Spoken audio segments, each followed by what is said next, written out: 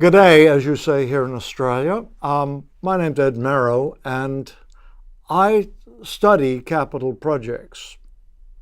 Now, you notice I didn't say that I study project management, because I don't. I and my colleagues study projects. We think of projects as just another empirical phenomenon that can be studied.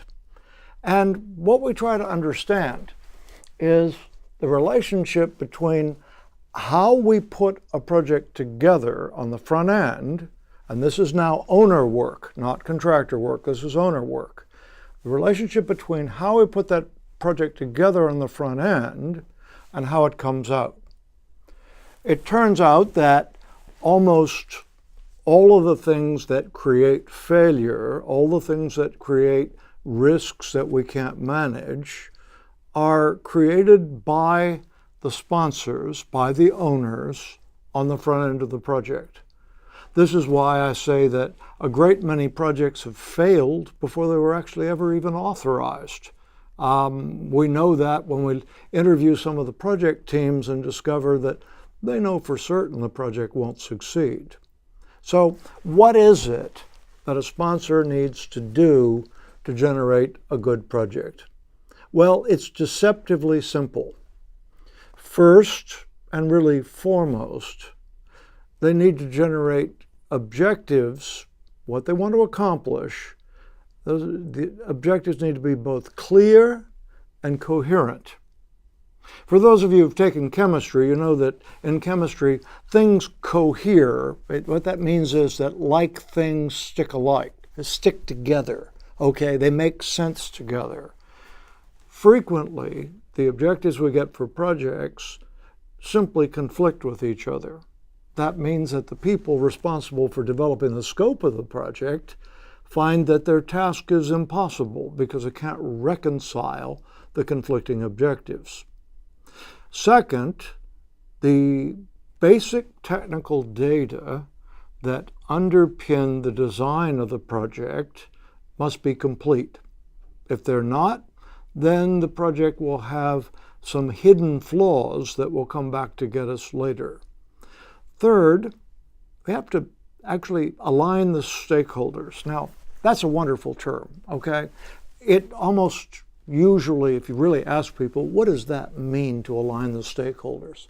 They can't give you a very good answer.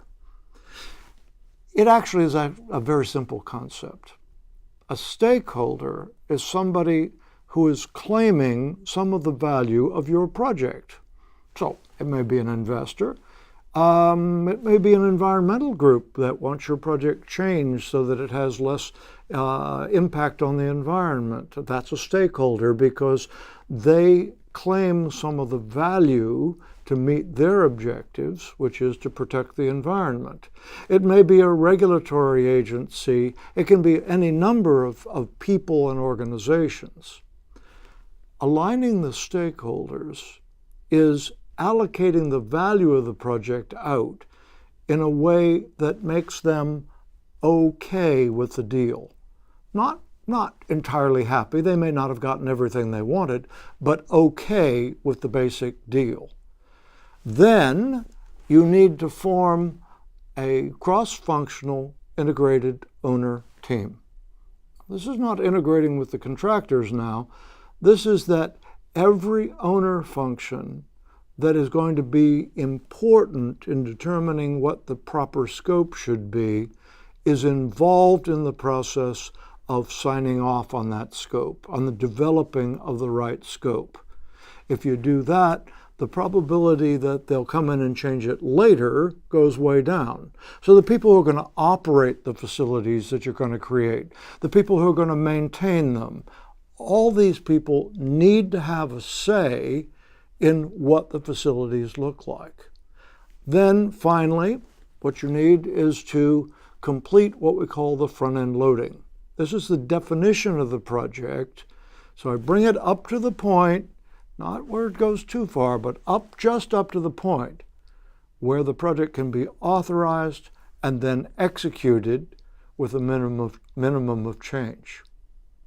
Now, all these things that I just outlined sound terribly easy, but they really aren't. and they're not mechanical.